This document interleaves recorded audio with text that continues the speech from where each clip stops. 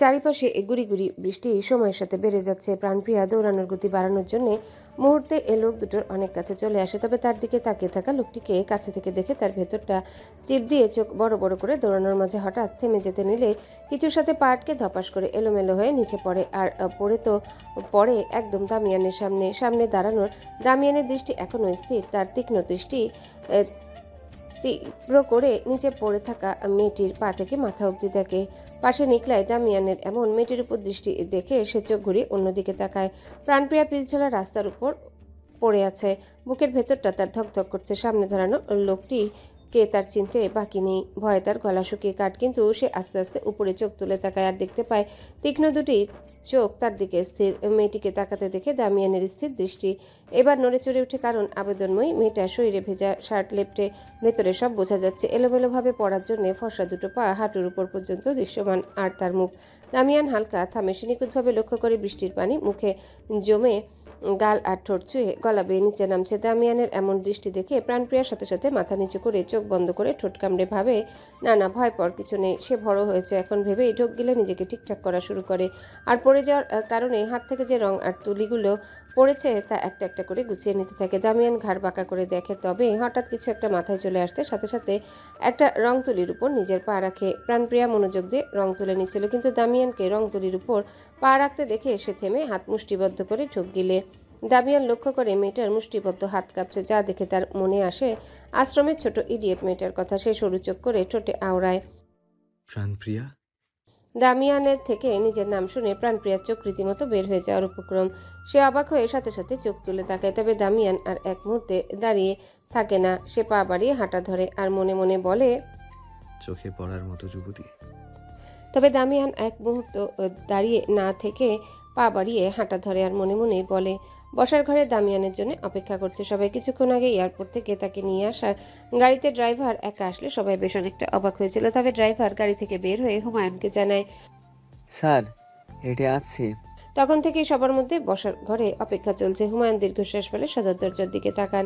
সেই মুহূর্তে দামিয়ান সদর দরজা পার হয়ে বসার ঘরে পা রাখে। সাথে সাথে হুমায়ুনের মুখে হাসি ফুটিয়ে দাঁড়িয়ে যান। পাশে থাকা সবার মুখেও হাসির রেখা দেখা যায়। দামিয়ান নিজের বাবার দিকে তাকিয়ে হালকা হেসে এগিয়ে বাবাকে জড়িয়ে ধরে। হুমায়ুন 6 বছর পর ছেলেকে কাছে পেয়ে তার ভিতরটা শীতল হয়ে ওঠে। কেমন আছো বাবা? দামিয়ান হুমায়ুনকে ছেড়ে সোজা হয়ে দাঁড়ায়। খুব ভালো আছি, তোমাকে সামনে থেকে দেখে আরো ভালো হয়ে গেছি। কত বছর পর তোমাকে সামনে কাছে থেকে দেখলাম, আমার যে কেমন লাগছে আমি তোমাকে বলে বোঝাতে পারবো না। দুজনের কথার মাঝে হাবিব আর রাইমা তার সামনে এসে দামিয়ানকে মিস্টার চৌধুরীর দিকে ইশারা করে দেখিয়ে বলেন, তোমার হবু শ্বশুর শাশুড়ির সাথে দেখা করো, তারা তোমার জন্যই অপেক্ষা করছিলেন। দামিয়ান পাশে ঘুরে তাদের দিকে তাকিয়ে সৌজন্যমূলক হাসে। কেমন আছেন আন্টি আঙ্কেল? সোফার পায়ের উপর পা তুলে বসা মিস্টার চৌধুরী আর মিসেস চৌধুরী হালকা হাসেন। খুব ভালো, তুমি কেমন আছো? দামিয়ান তাদের পাশে বসা সারাকে এক নজর দেখে বলে, ভালো। অতঃপর বসার ঘরে সবার সাথে দামিয়ান হালকা কথাবার্তা বলে ফ্রেশ হওয়ার জন্য নিজের ঘরের দিকে পা বাড়ায়। সেই সাথে নিকলায়ও তার পিছে হাঁটা ধরে। সোফায় বসা মিসেস চৌধুরী মেয়ের দিকে তাকান। সারা মোবাইল নিয়ে ব্যস্ত, তা দেখে মিসেস চৌধুরী সারার দিকে হালকা হেলে আস্তে করে বলেন, দামিয়ান উপরে যাচ্ছে, তুমি এখানে কি করছো? দ্রুত তার সাথে। সারা মোবাইল থেকে চোখ সরিয়ে তার মোমের দিকে তাকায়। অতঃপর হা করে শ্বাস ফেলে বসা থেকে উঠে সবাইকে এক্সকিউজ মি বলে মিসেস চৌধুরীর কথা মতো দামিয়ানের পিছে পিছে যায়। দোতলার করিডোর দিয়ে হাঁটছে দামিয়ান। তার একটু পিছনে নিকলায় রাশিয়ান ভাষায় তাকে কিছু বলছে।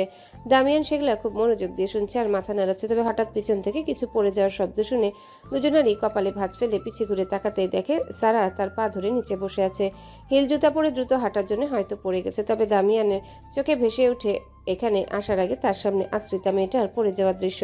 সাথে সাথে সে চোখ বন্ধ করে অন্যদিকে তাকে আবার সারার দিকে তাকে আর এগিয়ে সারাকে উঠানোর জন্য হাত বাড়িয়ে দেয়। তুমি এখানে কি করছো? দামিয়ান প্রশ্ন করে। সারা দামিয়ানের হাতের উপর আলতো করে হাত রেখে বলে, তোমার কাছেই আসছিলাম। দামিয়ান সারার হাত ধরে তাকে দাঁড় করায়। এরপর নিকলাইয়ের উদ্দেশ্যে বলে, পরে কথা হবে নিকোলাই, তুমি এখন যেতে পারো। নিকলাই দামিয়ানের কথা শুনে সম্মতিসূচক মাথা নাড়িয়ে চলে যায়। ঘণ্টাখানেক পর বিশাল ডাইনিং টেবিলে আবরার মেনশনের প্রতিটা সদস্য উপস্থিত, সবার মাঝে হালকা পাতলা কথাবার্তা চলছে। সার্ভেন্টরা একপাশে দাঁড়িয়ে কখন কি প্রয়োজন তা খেয়াল করছে। টেবিলের একপাশে দামিয়ান আর আহনাফ বসা, দুজনের মধ্যে সময়ের সাথে সাথে ভাইয়ের সম্পর্ক থেকে বন্ধুত্ব সম্পর্ক গভীর হয়েছে। দামিয়ান এত বছর রাশিয়াতে থাকলেও আহনাফ রাশিয়াতে গিয়ে তার সাথে দেখা করত, যার কারণে দুজনের সম্পর্ক বেশ ভালো। আপাতত তারা দুজন খাবার খেতে খেতে নিজেদের মধ্যে কথা বলছে। হুমায়ুন তার পাশে মিস্টার চৌধুরীর সাথে কথা বলার মাঝে ছেলের দিকে তাকান। দামিয়ান, এই মাসের শেষে তোমার আর সারার এঙ্গেজমেন্টের তারিখ ফিক্সড করতে চাচ্ছি। এই ব্যাপারে তুমি কি বলো?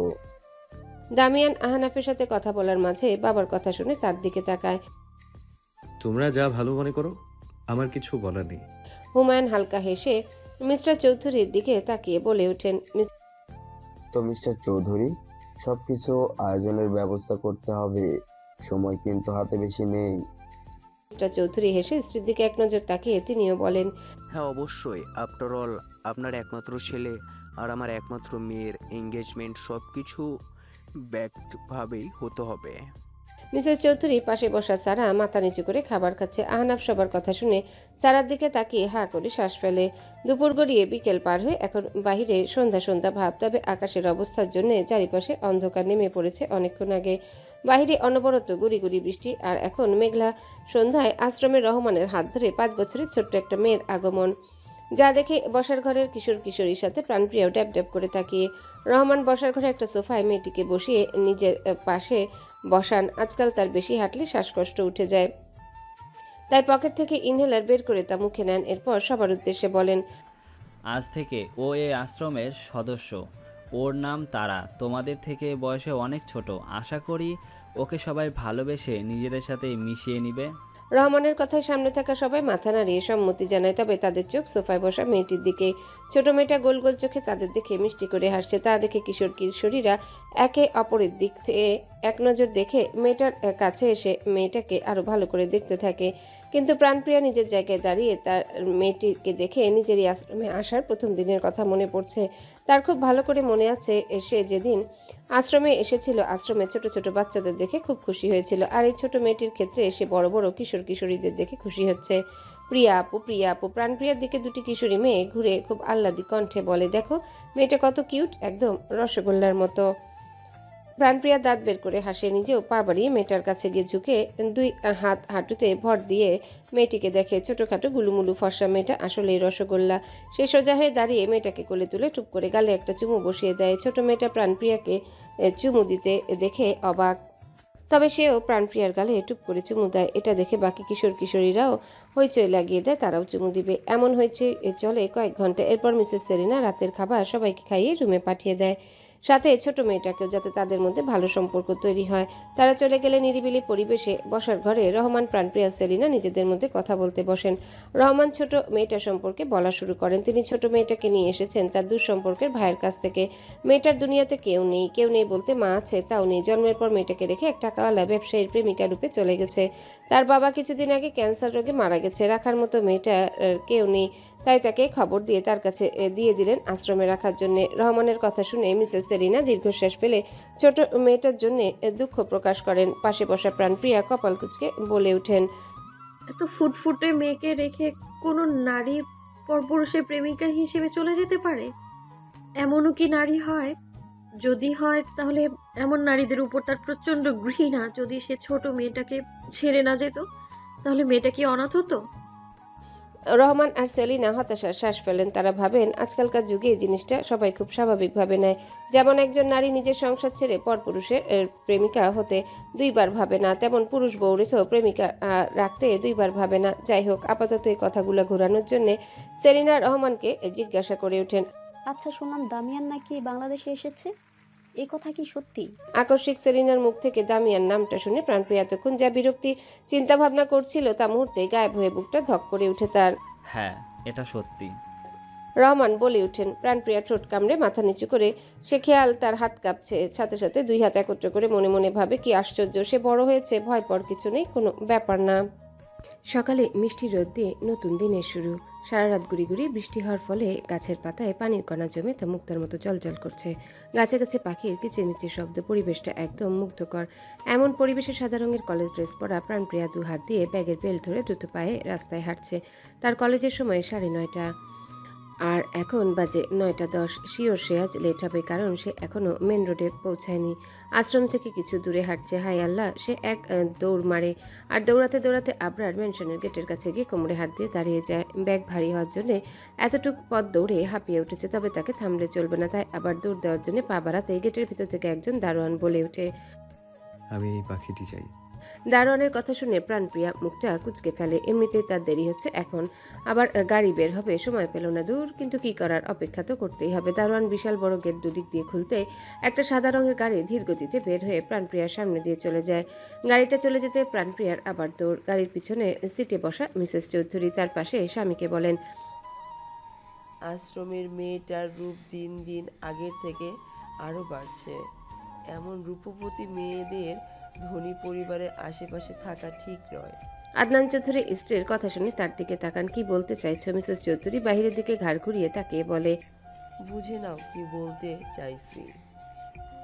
গার্ডেনের ফুলের বাগান পার হয়ে দামিয়ান, সারা আর আহনাব ঝিলের পাশে গেস্ট হাউসের দিকে যাচ্ছে, যেটা হুমায়ুন দামিয়ানের জন্য বানিয়েছেন। ব্রো, আমার গেস্ট হাউস থেকে ঝিলের ভিউ কিন্তু দেখার মতো সুন্দর। আমি শিওর তোমার খুব পছন্দ হবে।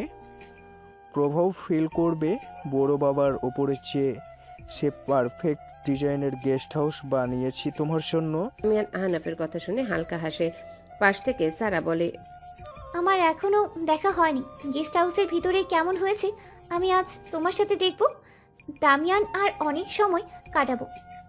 বলেই সারা হাসি মুখে দামিয়ানের এক হাত জড়িয়ে ধরে। দামিয়ানও আরেক হাত সারার হাতের উপর রাখতে আহনাফের মুখ থেকে হাসি গায়েব হয়ে হতাশা দেখা দেয়। সারার প্রতি আহনাফের মনে অন্যরকম এক অনুভূতি আছে, যা কখনো প্রকাশ করেনি আর করতেও পারবে না। তবে আপাতত তার ভাই আর সারার মধ্যে যতটুকু যা দেখা যাচ্ছে, পুরোটাই যে ফর্মালিটি সে খুব ভালো করেই জানে। তিনজনের হাঁটার মাঝে এই সামনে থেকে একজন সার্ভেন্টকে হাতে একটা পাখির খাঁচা নিয়ে তাদের বরাবর আসতে দেখে তিনজন দাঁড়িয়ে যায়। তাদের থেমে যেতে দেখে সার্ভেন্টটিও থেমে তিনজনকে গুড মর্নিং জানায়। সারা দামিয়ানের হাত ছেড়ে পাখির খাঁচার দিকে তাকিয়ে জিজ্ঞাসা করে, নাম কি পাখির? সার্ভেন্টের সাবধান। জি, বাজিগার ম্যাম।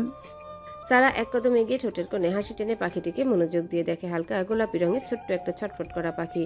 পাশে দাঁড়ানো আহনাফ দামিয়ানও পাখিটিকে দেখছে, তবে দামিয়ানের এই হালকা গোলাপি রঙের পাখিটি দেখে কালকের আবেদনময়ী আশ্রমের মেয়েটাকে চোখে ভেসে ওঠে, যার ভেজা শরীরে লেপ্টে ছিল এই রঙের জামা।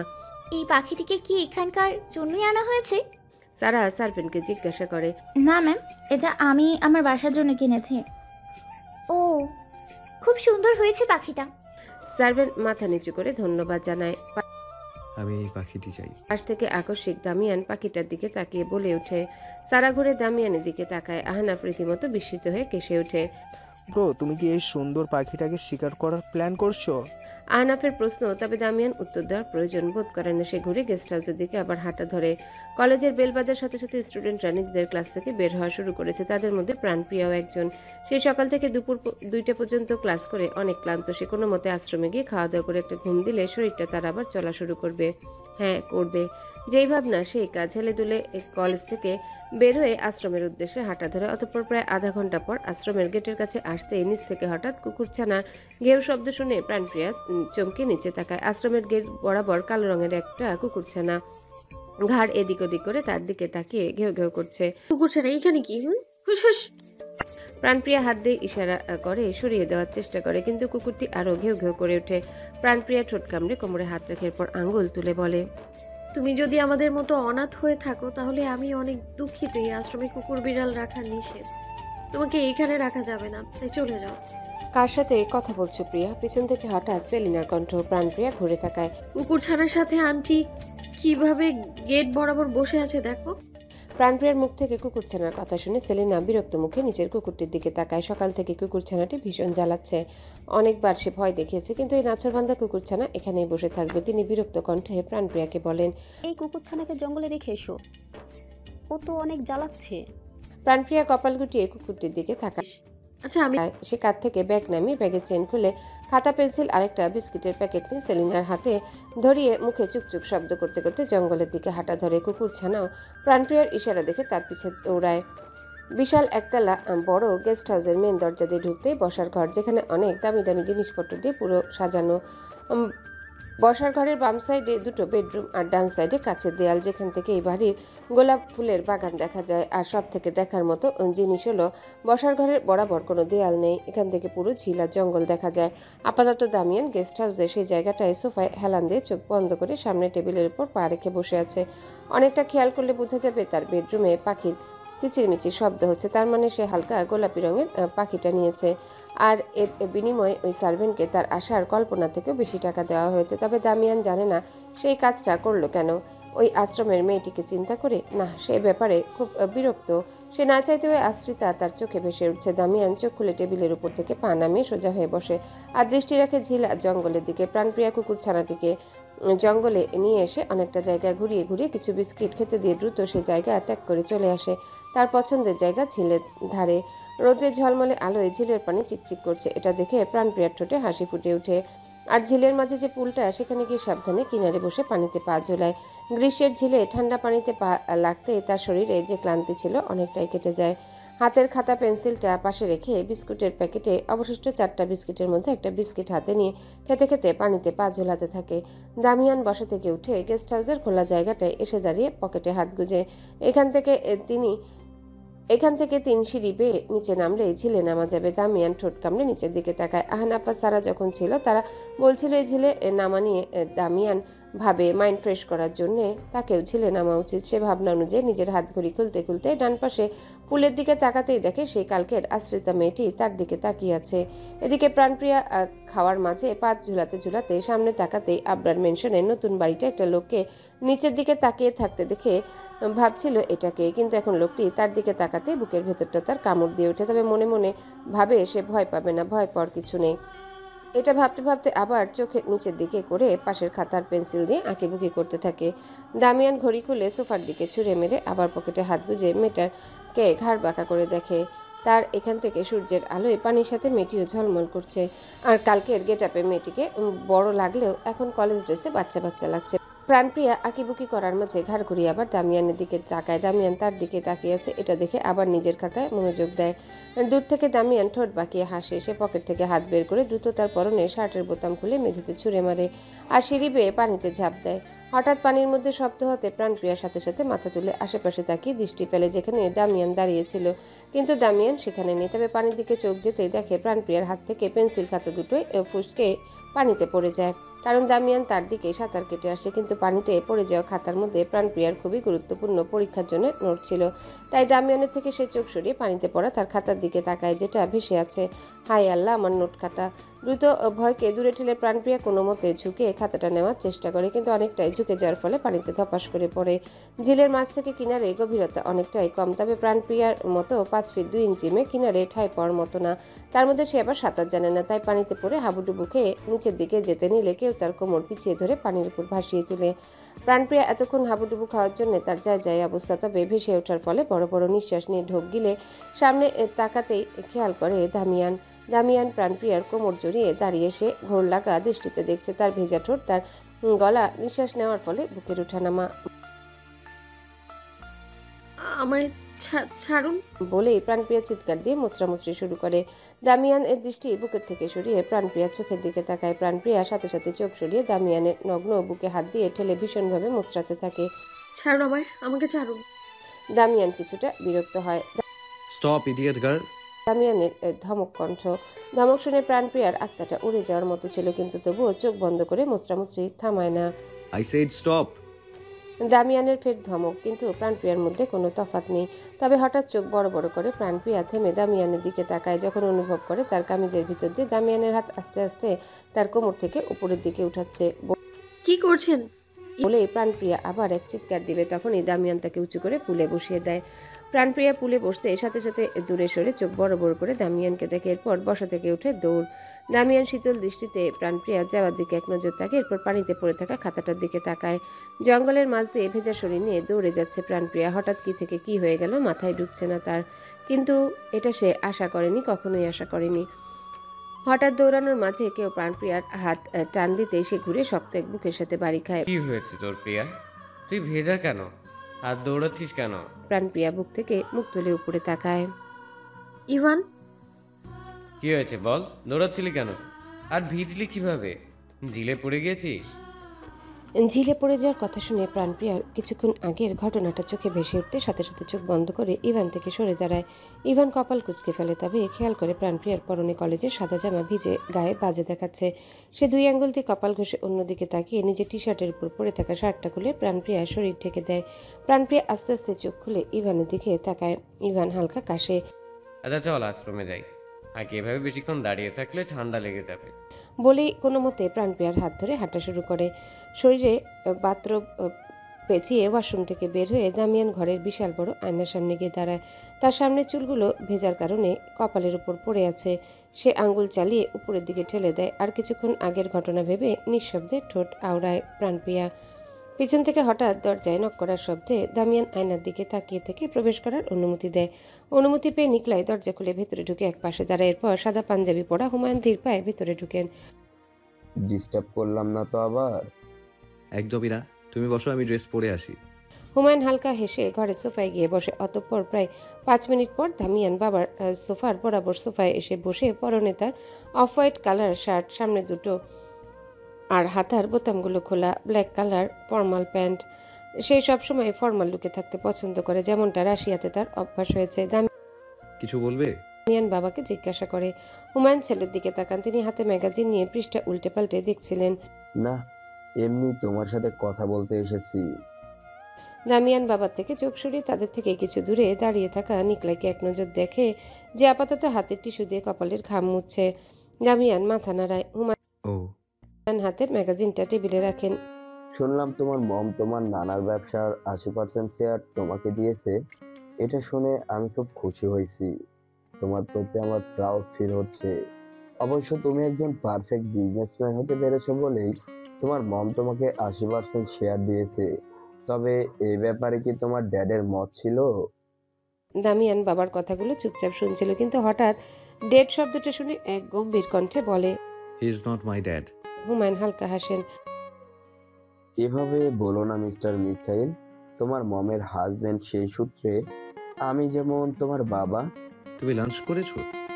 বাবার কথার মাঝে দামিয়ান জিজ্ঞাসা করে ওঠে। হুমায়ুন থেমে যায়। সে বুঝতে পারে দামিয়ান মিস্টার মিখাইলের কথা শুনতে চাচ্ছে না। কিছুটা চিন্তিত হন।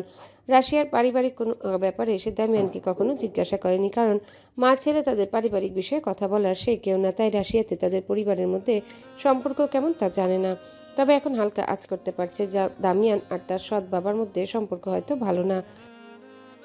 হ্যাঁ করেছি। হুমায়ুন উত্তর দেন। তিনি পারিবারিক বিষয় বাদ দিয়ে এবার ব্যবসা নিয়ে জিজ্ঞাসা করেন। তোমার সেখানকার ব্যবসার অবস্থা কি? ব্যবসার কথা শুনে দামিয়ান বাবার চোখের দিকে থেকে চোখ সরিয়ে নিকালের দিকে তাকায়।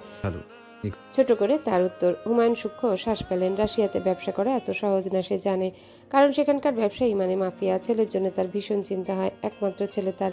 তবে সে জানে ক্যাথরিন দামিয়ানকে একজন পারফেক্ট ব্যবসায়ী বানিয়েছে। তুমি আমাদের পারফেক্ট ছেলে দামিয়ান। আমি তোমাকে নিয়ে অনেক প্রাউড ফিল করি। তুমি তোমার নিজের মতের সাথে আমার আর তোমার মমের মতকেও সম্মান করেছো।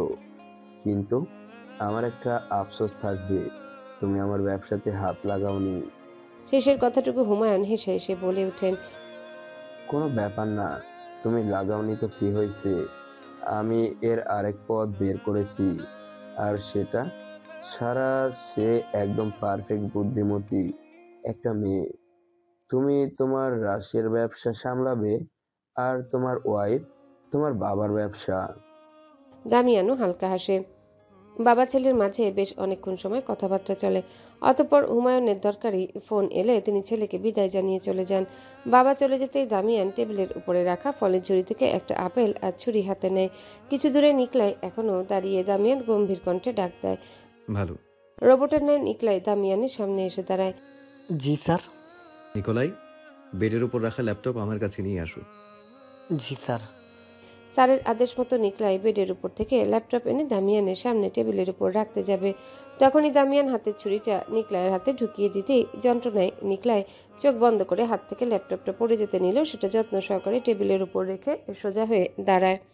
দামিয়ান বসা থেকে উঠে শীতল দৃষ্টিতে নিকলাইয়ের দিকে তাকিয়ে হাত থেকে আবার টান মেরে ছুরি বের করে। এরপর থেকে রাশিয়ার কোনো একটা কথা মুখ দিয়ে বের হলে ছুরি সোজা মুখ দিয়ে ঢুকবে। শক্ত কণ্ঠে দাঁত চেপে বলে ওঠে দামিয়ান। সরি স্যার, আর কখনো ভুল হবে না। নিকলাইয়ের যন্ত্রণা কাতর কণ্ঠ। দামিয়ান পা বাড়িয়ে ঘরের বিশাল বড় জানালার সামনে গিয়ে দাঁড়ায়। হাতে রক্তমাখা ছুরিটা জানালার সাইডে রেখে পকেটে হাত গুজিয়ে দৃষ্টি বাইরের দিকে ফেলে। পেছন থেকে নিকলাই রক্তে ভেসে যাওয়া হাতটা নিয়েও পাশের একটা টেবিলে ড্রয়ার থেকে সিগারেটের প্যাকেট আর গ্যাস লাইট নিয়ে দ্রুত দামিয়ানের কাছে গিয়ে তার সামনে ধরে। দামিয়ান আর চোখে নিকলাইয়ের দিকে এক নজর দেখে সিগারেটের প্যাকেট আর গ্যাস লাইট হাতে নিতে নিতে বলে, ব্যান্ডেজ করো গিয়ে। Deal sir. বলে দ্রুত নিকাল চলে যায়। দামিয়ান সিগারেটের প্যাকেট থেকে সিগারেট বের করে দুই ঠোঁটের মাঝে নিয়ে গ্যাস লাইট দিয়ে জ্বালায়। এরপর টান দিয়ে নিকোটিনের ধোঁয়া বের করে। তার জীবন পারফেক্ট না হলেও সে একজন বাবা মায়ের মনের মতো পারফেক্ট সন্তান। আশ্রমে বসার ঘরে সোফায় চুপচাপ পা তুলে বসে আছে প্রাণপ্রিয়া। পাশে ইভান কপাল কুঁচকে তাকে দেখছে, আর বরাবর বসা মিসেস সেলিনা হাতের কাজ করতে করতে বলছেন, সাঁতার যখন পারো না ঝিলের কাছে কেন গিয়েছিলে? এখন যদি কিছু একটা হয়ে যেত? কতবার করে বলি জঙ্গলে এত যেতে না, কিন্তু আমার কথা কি কেউ শোনে? না শুনে না আর না শোনার ফেলে আজ এই ঝিলে পড়েছ। ভাইজান শুধু আসুক, এই জঙ্গলে যাওয়া নিয়ে আশ্রমের প্রতিটা সদস্যের জন্য বন্ধ করব। সেলিনা কথাগুলো বলে নিজের মতো বকবক করে রান্নাঘরের দিকে চলে যান। প্রাণপ্রিয়া দীর্ঘশ্বাস ফেলে। পাশে বসা ইভানও বলে ওঠে, আন্টি ঠিকই বলেছেন, এত ঝোপঝাড় জঙ্গলে যাওয়ার দরকার কি? দিন দিন আসলে তুই জঙ্গলি হয়ে যাচ্ছিস। প্রাণপ্রিয়া ইভানের দিকে তাকায়। বেশি কথা বলছিস। ইভান মৃদু হাসে। কম কথা বলতে আমার কষ্ট হয়। আচ্ছা যাই হোক, যা হয়েছে হয়েছে। তুই আন্টির কথা মতো ঝিলের দিকে কম যাস। আজ কোম্পানিতে পড়েছিলি তাই উঠতে পেরেছিস, কিন্তু পরে কোনো ভয়ঙ্কর দুর্ঘটনা ঘটলে আমাদের কি হবে ভাবতে পারছিস? ইভানের কথায় প্রাণপ্রিয়া মাথা নিচু করে। সে বলেনি পানি থেকে কিভাবে উঠেছে বা কে উঠিয়েছে। নিজের কাছে কেমন অস্বস্তি লাগছিল তখনকার কথা ভেবে। ঠিক তার উচিত হয়নি পা ঝুলিয়ে বসার ওই লোকটিকে দেখেও তার উঠে যাওয়া উচিত ছিল। আবার তার মধ্যে নোট খাতাও হারিয়েছে। ইভান কি ভাবছিস? জিজ্ঞাসা করে ওঠে। প্রাণপ্রিয়া হা করে শ্বাস ফেলে না সূচক মাথা নাড়ায়। আচ্ছা আমি যে কারণে এসেছিলাম সেটাই তো বলা হলো না। প্রিয়া মাথা তুলে ইভানের দিকে তাকায়। ইভান হতাশার শ্বাস ফেলে। ভেবেছিলাম আজ তোকে নিয়ে ঘুরতে যাব, কিন্তু যা কাণ্ড ঘটিয়েছিস আর যাওয়া লাগবে না। প্রাণপ্রিয়া সোফায় হেলান দেয়। ইভান বসা থেকে উঠে দাঁড়ায়। তাহলে আমি যাই, কাল আবার দেখা হবে। প্রাণপ্রিয়া উপর নিচ মাথা নাড়ায়। ইভান মৃদু হাসে। এরপর ঘুরে কয়েক কদম পা বাড়াতেই পিছন থেকে প্রাণপ্রিয়া বলে ওঠে, যেতে চাই আমি ইভান। রান্নাঘর থেকে কাজ শেষ করে মিসেস সেলিনা শাড়ির আঁচলে হাত মুছতে মুছতে বসার ঘরে এসে প্রাণপ্রিয়ার ইভানকে না দেখে বলে ওঠেন। গম্ভীর মুখে সে সময় সদর দরজা দিয়ে মিস্টার রহমান প্রবেশ করেন। সেলিনা সেদিকে ঘুরে তাকান। রহমানের রুক্ষ কণ্ঠ, এরা কোথায় গেল আবার? সেলিনা, প্রাণপ্রিয়া বাসায় আসলে ওকে বলে দিও সে এখন বড় হয়েছে, আর এটা একটা আশ্রম, ইভানের সাথে মেলামেশা এখন থেকে কমাতে। সেলিনা কপাল কুঁচকে ফেলেন। কি কিছু হয়েছে ভাইজান? কিছু হয়নি, কিন্তু এভাবে চললে কিছু হতে দেরি হবে না। আশ্রমের নাম খারাপ হবে, সাথে প্রাণপ্রিয়াও। ইভান একজন ডক্টরের ছেলে, ওর দুনিয়া আলাদা, আর প্রাণপ্রিয়া এই আশ্রমে আশ্রিতা। এভাবে দুজনকে ঘুরতে ফিরতে দেখলে সমাজের মানুষ কাকে খারাপ বলবে এটা তো তুমি ভালো করেই জানো, আর এর কারণে আমাদের ওপরও চাপ বাড়তে পারে। মেঘ ছাড়া আকাশে আজ তারার মেলা ধরণীতে। রাত নামতে না নামতেই আকাশের তারা জ্বলজ্বল করা শুরু করেছে। আজ চাঁদ তাকে দেখে মনে হচ্ছে প্রতিটা কদমে কদমে সেও সাথে সাথে আসছে। এই ব্যাপারটা প্রাণপ্রিয়া খুব এনজয় করে। এই যে এখনো সে একটা লেকের ধারে পিচঢালা রাস্তায় আকাশের থালার মতো চাঁদের দিকে তাকে এক প্যাক করে হাঁটছে। পিছে ইভান এসব মুগ্ধ হয়ে দেখছে। সেই বিকেলে বের হয়েছে তারা, কত কত জায়গা ঘুরেছে দুজনে মিলে। 6 বছর ধরে এমনভাবেই তাদের সময় যাচ্ছে, ঘুরে ফিরে মজ মাস্তি করে। তবে দুজনের মনের বন্ধুত্ব দুরকম। একজন বন্ধুকে ভালোবাসে, আরেকজন বন্ধুত্বকে। প্রাণপ্রিয়া হাঁটা থামিয়ে লেকের কিনারে গিয়ে দাঁড়ায়। আশেপাশের পরিবেশটা তার ভীষণ পছন্দ হয়েছে। ব্যস্ত নগরীতে এমন একটা জায়গা থাকা প্রয়োজন, শান্তিতে দীর্ঘ নিঃশ্বাস ফেলার। যেমন প্রাণপ্রিয়া দীর্ঘ নিঃশ্বাস ফেলে বুকে হাত গুজল। পিছে থাকা ইভান ধীর গতিতে হেঁটে প্রাণপ্রিয়ার পাশে এসে দাঁড়ায়। থেমে গেলি কেন? প্রিয়া জোরে একটা নিঃশ্বাস নেয়। এখান থেকে ভিউটা অনেক সুন্দর। ইভান এক নজর সামনে দেখে এরপর প্রাণপ্রিয়াকে। তোর থেকে নয়? ইভানের কথা শুনে প্রাণপ্রিয়া রীতিমতো কাশি উঠে যায়, কাশতে কাশতে এক পর্যায়ে বমি করে দেওয়ার মতো। ইভান এমন অবস্থা দেখে ভয় পেয়ে সে দ্রুত প্রাণপ্রিয়াকে ধরতে যাবে, তখনই প্রাণপ্রিয়া থেমে বলে ওঠে, একদম বমি করার মতো ফ্ল্যাটিং ছিল। বলেই খিলখিল শব্দে হেসে এক দৌড়। এদিকে ইভান বলদা হয়ে কিছুক্ষণ দাঁড়িয়ে থাকে, এরপর দাঁত চেপে নিজেও প্রাণপ্রিয়ার পিছে ছুটে। 5 স্টার হোটেলের টপ ফ্লোরে কাপল ক্যান্ডেল লাইট ডিনারে এসেছে দামিয়ান আর সারা। আশেপাশের পরিবেশটা দেখার মতো সুন্দর, চারিপাশে সফট লাইটিং, হালকা মিউজিক আর মিষ্টি ঘ্রাণ। তাদের থেকে অনেকটা দূরে আরও কিছু কাপল রয়েছে, তবে যে দিকটায় দামিয়ান আর সারা একটু বেশি স্পেশালভাবে সব অ্যারেঞ্জ করার। আপাতত তারা নিজেদের খাবার খাচ্ছে, দুজনের হাতে কাঁটা চামচ আর ছুরি, প্লেটে স্টেক কেটে কেটে মুখে পড়ছে। দামিয়ান খাওয়ার মাঝে সারার দিকে তাকায়, এরপর পাশে থাকা ওয়াইনের গ্লাস নিয়ে ঠোঁট ছোঁয়ায়। সারার পরনে ওয়েস্টার্ন ব্ল্যাক কালার গাউন, নিঃসন্দেহে তাকে একজন সুন্দরী আবেদনময়ী নারী লাগছে। তবে দামিয়ান নিজ ফিয়ান্সের প্রতি এতটা আকর্ষণ বোধ করছে না যতটা দুদিনে দেখা আশ্রিতার উপর করেছে। দামিয়ান আবার ওয়াইনের গ্লাসে ঠোঁট ছোঁয়ায় আর সারার দিকে গভীর দৃষ্টি ফেলে। সারা নিজের মতো মাথা নিচু করে খাচ্ছে, তার আশেপাশে খেয়াল নেই। দামিয়ান তার ঠোঁট আর গলার নিচ অব্দি খেয়াল করে, যা উন্মাদ করার মতো যথেষ্ট। কিন্তু ওই আশ্রিতার কি দেখছো দামিয়ান? আকস্মিক সারার প্রশ্নে দামিয়ানের ভাবনার মাঝে ছেদ পড়ে। সারার চোখে মুখে কিছুটা অস্বস্তিকর। এভাবে দামিয়ান তাকিয়ে থাকবে সে ভাবেনি, তবে এতে দামিয়ানের মধ্যে হকচকিয়ে যাওয়ার কোনো প্রতিক্রিয়া নেই। সে বাঁকা হাসে। You are looking so beautiful. গ্রীষ্মকাল শেষ হয়ে বর্ষার আগমন, আকাশে কালচে মেঘের আনাগোনা, যখন তখন মুষলধারে বৃষ্টির সাথে সাথে এক পরিবেশ, তবে নির্জীব প্রকৃতি যেন নিজের জীবন ফিরে পেয়েছে।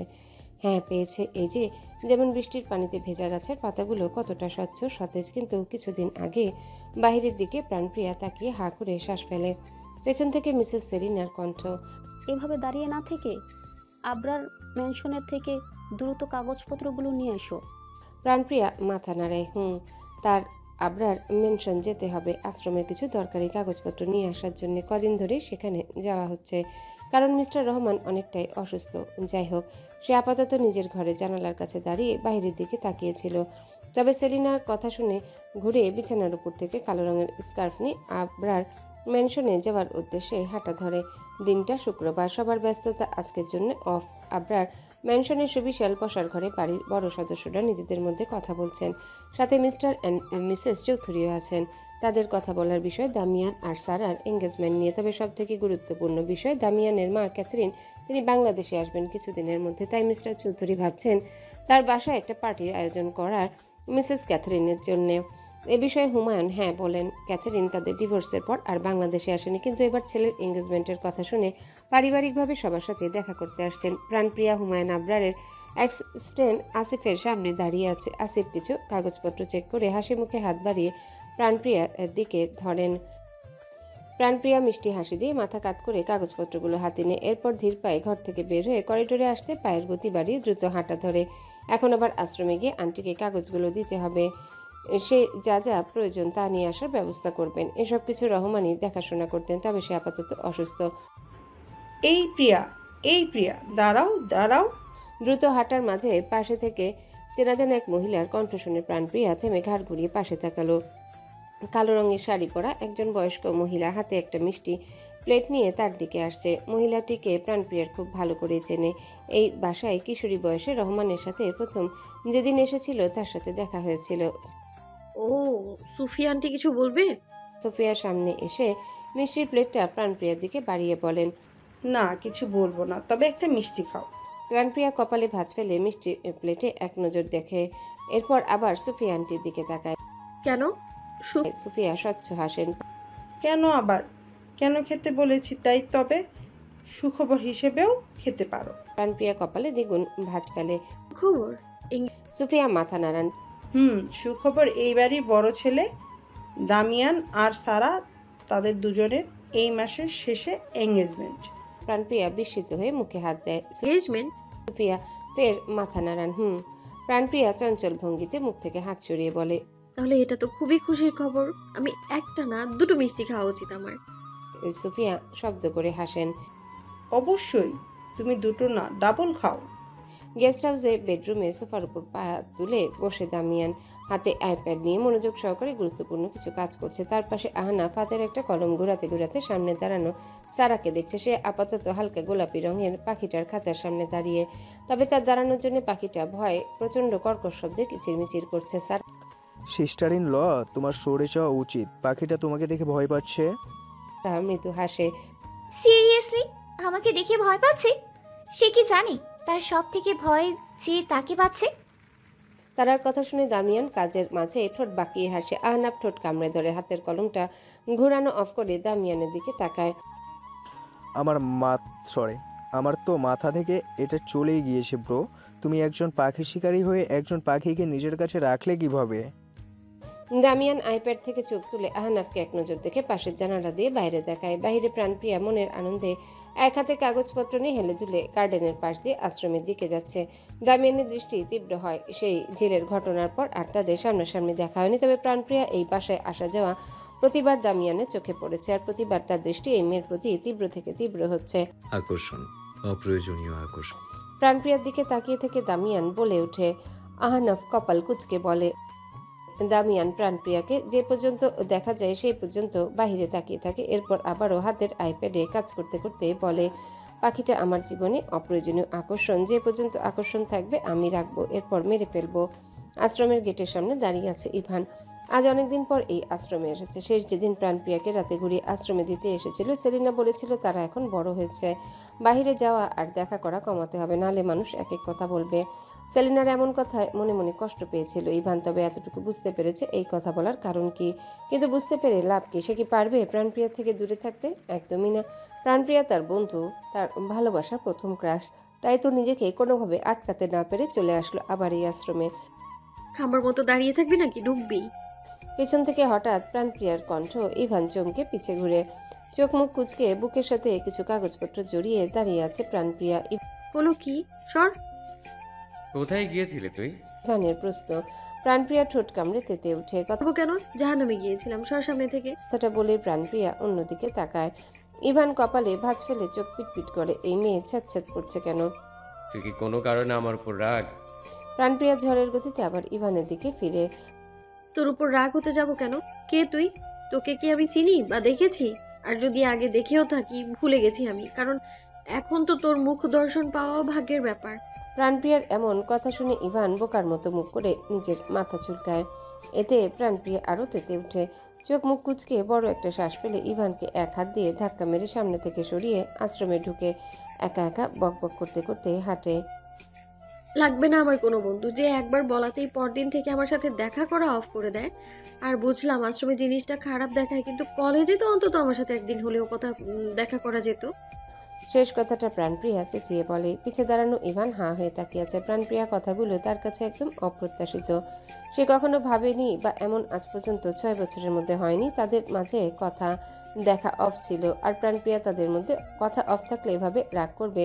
হয়তো ব্যাপারটা খুবই স্বাভাবিক, কারণ তারা বেস্ট ফ্রেন্ড। কিন্তু ইভানের কাছে নিজের মতো বকবক করতে করতে প্রাণপ্রিয়া ধূপধাপ পা ফেলে আশ্রমে সদর দরজার কাছে আসতেই পেছন থেকে ইভান হাত ধরে আটকে দেয়। মিস করেছিস আমাকে তুই? প্রাণপ্রিয়া এক ঝটকায় হাত ছাড়িয়ে ইভানের দিকে তাকায়। তোকে মিস করবো আমি? তোর লাগে? ইভান হাঁ করে শ্বাস ফেলে। হ্যাঁ, এটাই তো লাগছে। তো লাগলে ভালো কথা, এখন যা। তোর সাথে আমার কোনো কথা নেই, তোর মুখটাও আমি দেখতে চাই না। এত চেঁচামেচি কিসের? কি হয়েছে এখানে? রান্নাঘর থেকে হাতে খুন্তি নিয়ে হন্তদন্ত হয়ে আসে সেলিনা। তবে সদর দরজার কাছে প্রাণপ্রিয়া আর ইভানকে একসাথে দেখে তার কপালটা হালকা কুঁচকে ফেলেন। প্রাণপ্রিয়া আর ইভানও আন্টির কণ্ঠ শুনে দুজন চুপ হয়ে মাথা নিচু করে একে অপরকে দেখে। মিসেস সেলিনা দুজনের হাবভাব দেখে মুখ স্বাভাবিক করে হতাশায় শ্বাস ফেলেন। সে জানে যতই হোক তারা ছোট থেকে বন্ধু, তার সামনে বড় হয়েছে বললেই তো দূরে সরা যাবে না। এভাবে দাঁড়িয়ে আছো কেন? ভিতরে এসো। ইভান তুমি এসো, অনেকদিন পর দেখা হলো তোমার সাথে। ইভান মেকি হাসে। না না আন্টি, আমি এখনই চলে যাব। সেলিনা না সূচক মাথা নাড়ান। একদমই না, ভেতরে আসো। আর প্রাণপ্রিয়া কাগজপত্র নিয়ে এসেছে। প্রাণপ্রিয়া ঠোঁটে ঠোঁট চেপে মাথা উপর নিচ করে। আচ্ছা ঠিক আছে, তবে আরো এক জায়গায় যেতে হবে তোমার, ভালোভাবে রেডি হও। মিসেস সেলিনার কথা শুনে প্রাণপ্রিয়া কপাল গুটিয়ে জিজ্ঞাসা করে, কোথায় যাবো আন্টি? সেলিনা রান্নাঘরে যেতে যেতে বলেন, তোমার জন্য কিছু জামা কাপড় কিনতে। যুবতী হওয়া প্রাণপ্রিয়া আশ্রম থেকে যতটুকু পায় ততটুকুর মধ্যেই থাকে, কিন্তু একজন প্রাপ্তবয়স্ক যুবতী মেয়ের কত কিছুই না দরকার হয়। আশ্রমের নিয়ম অনুযায়ী 18 বছর পর্যন্ত সব ধরনের সুযোগ সুবিধা পাওয়া যায়, তবে এরপর চলে যেতে হয়। কিন্তু প্রাণপ্রিয়ার এই আশ্রমে মিসেস সেলিনা রহমানের মতো নিজের একটা জায়গা বানিয়েছে। এর জন্য সে মাসে কিছু টাকাও পায়, তবে সেগুলো নিজের পড়াশোনায় শেষ হয়ে যায়। এরপর আর নিজের উপর কিছু খরচ করার মতো থাকে না। এতটুকু বয়সে খুব হিসাবের মধ্যে চলে প্রাণপ্রিয়া, কখনো সেলিনা বা রহমানের থেকেও সাহায্য নেয় না। তাই সেলিন এবার জোর করে হলেও এই মেয়েকে নিজে কিছু কিনে দেবেন ভেবেছেন। লাল রঙের চুড়িদার পরে সোফায় বসে আছে প্রাণপ্রিয়া। পাশে মিসেস সেলিনা ব্যাগ থেকে 1000 টাকার কয়েকটা নোট বের করে প্রাণপ্রিয়ার দিকে ধরে বলেন, আমাকে যদি আপন কেউ ভাবো তাহলে এই টাকাগুলো নাও, আর যদি না ভাবো আর টাকাগুলো না নাও আমি অনেক কষ্ট পাবো। পিট চোখে মুখে কিছুটা লজ্জা নিয়ে প্রাণপ্রিয়া সেলিনার দিকে তাকায়। এভাবে বলো না আন্টি, আমার দুনিয়াতে তোমরাই আমার আপনজন। কিন্তু এইগুলোর দরকার ছিল না বলেই প্রাণপ্রিয়া নিজের পরা লাল রঙের জামাটার দিকেও তাকায়। সেলিনা হতাশার শ্বাস ফেলে প্রাণপ্রিয়ার হাত ধরে টাকাগুলো হাতে গুজে দিয়ে বলেন, ছিল নাকি? না, এটা আমি দেখব। আমার কাছে তুমি আমার মেয়ের মতো। আমার একদম ভালো লাগে না তোমার টানা হ্যাঁচড়া খরচ দেখে। আর তুমি বড় হয়েছো, তোমার পরার মতো কিছু ভালো জামাও দরকার। প্রাণপ্রিয়া ঠোঁটে ঠোঁট চেপে মাথা নিচু করে, তার কাছে ভীষণ লজ্জা লাগছে। কতগুলো টাকা আন্টি নিজে থেকে তাকে দিল, এর পরিশোধ সে কিভাবে করবে? সেলিনা মুখে স্বচ্ছ হাসি নিয়ে প্রাণপ্রিয়ার মাথায় হাত বোলায়। এরপর তার দেওয়া জামাটায় প্রাণপ্রিয়াকে কেমন লাগছে দেখে নিজের চোখের কোণ থেকে একটু কাজল নিয়ে প্রাণপ্রিয়ার কানের কাছে দিয়ে বলেন, তোমার সৌন্দর্যের উপর কারো নজর না লাগুক। বরাবর সোফায় বসা ইভান এতক্ষণ প্রাণপ্রিয়া সেলিনার মাঝে কি কথা হয়েছে একটাও তার মাথায় ঢুকেনি, কারণ তার পুরো মনোযোগ প্রাণপ্রিয়ার নতুন রূপের দিকে। এমন রূপে ইভান আগে কখনো দেখেনি সে। সব প্রাণপ্রিয়াকে ফ্রক আর বড় হওয়ার পর স্কার্ট শার্ট এইসবে গেটআপে দেখেছে, কিন্তু চুড়িদার কোমর পর্যন্ত, চুলগুলো খোলা, মুখে হালকা সাজ, এই গেটআপে প্রথম দেখছে। তবে আপাতত ইভানের মনোযোগে ভাঙে সেলিনার কণ্ঠে, ইভান, তুমি কি প্রাণপ্রিয়াকে শপিং মলে নিয়ে যেতে পারবে? আসলে আমি নিয়ে যেতাম, কিন্তু আশ্রমে এত কাজ, এগুলো রেখে যাওয়া সম্ভব না। সেলিনার কথা শুনে ইভান প্রাণপ্রিয়া একে অপরের দিকে তাকায়, কারণ কিছুদিন আগে সেলিনা তাদের বাহিরে যাওয়া দেখে কড়া বারণ করেছিল। সেলিনা তাদের মুখের দিকে তাকিয়ে হালকা হাসেন। তোমাদের বন্ধুত্ব কখনো শেষ হয়ে যাক আমি চাইনি, কিন্তু তোমরা বড় হয়েছো। সেদিন আমি কেন বলেছিলাম, এটা বোঝার বয়স তোমাদের হয়েছে, আর আমি একবারের জন্য বারণ করিনি, কমাতে বলেছিলাম। তাই এখন বসে না থেকে দ্রুত যাও। প্রাণপ্রিয়া আর ইভান দুজনে দাঁত বের করে হেসে সেলিনাকে ধন্যবাদ জানায়। এরপর রাগ অভিমান ভুলে আবারও দুজনে দুষ্টুমি করতে করতে আশ্রমের সদর দরজা দিয়ে শপিং মলের উদ্দেশ্যে বের হয়। পেছন থেকে সেলিনা দুজনের যাওয়ার দিকে তাকিয়ে দীর্ঘশ্বাস ফেলেন। সে মনে মনে ভাবেন, ইভান খুব ভদ্র আর ভালো একটা ছেলে। যদি অনাথ আর প্রাণপ্রিয়ার জন্য তার মনে কিছু থেকে থাকে তাহলে হয়তো মেয়েটার জীবন বদলে যাবে, কিন্তু এত বড় আশা করা উচিত নয়। সময় এখন দুপুর 2:30। আকাশের মেঘলা ভাব কেটে সূর্যের তাপ মাথার উপর পড়ছে, যার কারণে কেমন একটা ভ্যাপসা গরম আশেপাশে। আর এই ভ্যাপসা গরমের মধ্যে শপিং মলে ব্যস্ত রাস্তায় এক কিনারে দাঁড়িয়ে আছে প্রাণপ্রিয়া। তার চোখে মুখে অত্যন্ত বিরক্তির ছাপ, কারণ ওই ইভানের বাচ্চা তাকে দাঁড় করে কোথায় যেন হাওয়া হয়ে গেছে। দূর বিরক্তিতে সে কোমরে হাত দিয়ে আশেপাশে দেখে, তবে হঠাৎ কাঁধে কারো হাতের স্পর্শ অনুভব হতে প্রাণপ্রিয়া ইভান মনে করে ধমক দেওয়ার জন্য পিছনে ঘুরতে মুখটা ফাটা বেলুনের মতো চুপসে গিয়ে তোতলিয়ে বলে ওঠে, সারা আপু আপনি? সারা হালকা হেসে বলে, ভয় পেয়েছো? প্রাণপ্রিয়া দ্রুত মাথা না সূচক নাড়িয়ে ঠোঁট চেপে নিচের দিকে তাকায়। সারা প্রাণপ্রিয়ার মাথায় পা থেকে মাথা অবধি দেখে। সে দুপুরে লাঞ্চের জন্য এখানকার এক রেস্টুরেন্টে এসেছে, তবে এখানে সে হঠাৎ প্রাণপ্রিয়াকে দেখে কিছুটা অবাক হয়, সাথে অনেকটা কনফিউজডও, কারণ সে যেই প্রাণপ্রিয়াকে চেনে তার গেটআপ এমন না। সে দূর থেকে অনেকটাই খেয়াল করতে থাকে। অতঃপর যখন শিওর হয় তৎক্ষণাৎ প্রাণপ্রিয়ার কাছে চলে আসে। এদিকে প্রাণপ্রিয়া মনে মনে ভাবে, উফ, দেখা হওয়ার জায়গা পেল না, এখন সে কি করবে, কি বলবে। এখানে একা কি করছো প্রিয়া? ফ্রেন্ডের জন্য অপেক্ষা করছিলাম আপু। সারা মাথা নাড়ায়। ও, কিন্তু এত রৌদ্রের মধ্যে দাঁড়িয়ে? কোথায় রোদ? আমার তো রোদ লাগছে না। সারা প্রাণপ্রিয়ার কথা শুনে শব্দ করে হেসে ওঠে। সত্যি? কিন্তু আমি তো দেখেছি তুমি তো ঘামছো। প্রাণপ্রিয়ার সাথে সাথে মেকি হাসি থেমে যায়। সারা বুকে হাত গুজে জোকারগিরি তোমার বন্ধ হবে না, বুঝেছি। আচ্ছা যাই হোক, তুমি কি জানো তোমাকে আমি দূর থেকে প্রথম চিনতেই পারছিলাম না, এরপর অনেক খেয়াল করে চিনতে পেরেছি বলেই সারা প্রাণপ্রিয়ার মাথায় হাত রাখে। এত সুন্দর হয়ে ঘুরে কি সবার নজর কাটে চাইছো নাকি? প্রিয়ার চোখ বড় বড় হয়ে যায় সারার কথা শুনে। সারা আবার শব্দ করে হেসে ওঠে। উফ, তোমার সাথে মজা করতে আমার খুব ভালো লাগে, ডোন্ট মাইন্ড। এখন চলো আমার সাথে। প্রাণপ্রিয়া দ্রুত বলে। কিন্তু আপু, আমার তো ফ্রেন্ড আসবে। সারা কপাল কুচকায়। তো আসুক, এখন আমার সাথে চলো। তুমি ফোন এনেছো না? প্রাণপ্রিয়া ঢোক গিলে হ্যাঁ সূচক মাথা নাড়ায়। তাহলে তো হলো, তোমার ফ্রেন্ড আসলে তোমাকে ফোন দিবে, এরপর আবার চলে এসো। কিন্তু আপু। সারা চোখ গরম করে। আর একটা কথা না, আমি যা বলছি তাই, আমার সাথে আসো। বলেই হাত টেনে সারা শপিং মলের পাশে একটা রেস্টুরেন্টে ঢুকে। আর ঢুকতে নিরিবিলি রেস্টুরেন্টের এক কোনায় কালো রঙের কোট প্যান্ট পরা দামিয়ানকে দেখে প্রাণপ্রিয়া থেমে বলে ওঠে, আমি যাব না আপু। গোলাকৃতি টেবিলের এক পাশে গুটিসুটি হয়ে বসে আছে প্রাণপ্রিয়া। তার চোখ মুখ দেখে বোঝা যাবে সে আপাতত কতটা অস্থিরতায় ভুগছে। কিন্তু কি করার, কিছুক্ষণ আগে সারাকে যখন বলেছিল আমি যাব না, সারা তাকে এক ধমক মেরে টেনে এখানে নিয়ে এসেছে। তবে এখানে যদি সারা শুধু একা থাকতো তাহলেও মানা যেত, কিন্তু সাথে প্রাণপ্রিয়া জিভ দিয়ে ঠোঁট ভিজে এক নজর তার বারবার তাকায়। দামিয়ান যে আপাতত পায়ের উপর পা তুলে বুকে হাত গুজে পাশে সারার সাথে কথা বলছে। আচ্ছা একটা কথা, তারা দুজনেই যখন কথা বলছে তাহলে তাকে কেন টেনে নিয়ে আসার কি ছিল? তার মধ্যে চোখে ভেসে আসছে সেদিনের ঝিলের ঘটনাটা। উফ, তোমার পড়াশোনার কি খবর প্রিয়া? সারা দামিয়ান আর তার কথা বলার মাঝে প্রাণপ্রিয়াকে জিজ্ঞাসা করে ওঠে। প্রাণপ্রিয়া নিজের একা একা কথা বলা বন্ধ করে কোনো মতে হালকা হেসে মিনমিন কণ্ঠে বলে, জি ভালো। ভালো হলেই ভালো, আশা করি এইচএসসিতেই ভালো পয়েন্ট পাবে তুমি। প্রাণপ্রিয়া ঠোঁট চেপে মাথা নিচু করে। ইনশাআল্লাহ। তখনই পাশ থেকে একজন সার্ভেন্ট এসে তাদের সামনে কোল্ড কফি রেখে যায়। খাবার আসতে লেট হবে বলে আপাতত কফির জন্য অর্ডার করেছিল সারা। তো এক্সামের পর কি কোনো ভার্সিটিতে ভর্তি হবে? টেবিলের উপর থেকে কফির গ্লাস হাতে নিতে নিতে সারা জিজ্ঞাসা করে। প্রাণপ্রিয়া মাথা তুলে হাসে। ইচ্ছা আছে বলেই বরাবর বসা থেকে এক নজর দামিয়ানকে দেখে, যে তার